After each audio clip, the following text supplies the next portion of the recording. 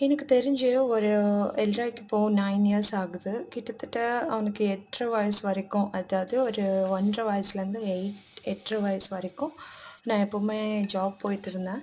அப்போ ஒரு வீக்லி ஒரு 3 நாள் எல்ரா எந்திரிக்கும்போது, "அம்மா இன்னைக்கு லீவ் போடுறியா? அம்மா இன்னைக்கு லீவ் போடுறியான்னு?" கேட்பான்.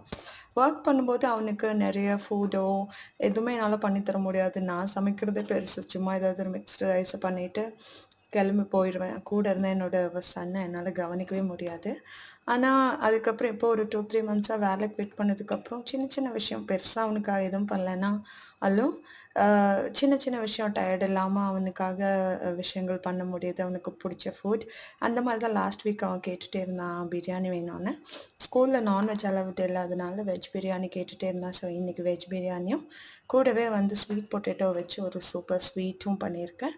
ஸோ இந்த வீடியோ உங்களுக்கு பிடிச்சிருந்துச்சுன்னா எல்ராய்ஸ் விலாக சப்ஸ்கிரைப் பண்ணி ஷேர் பண்ணுங்க. Thank you.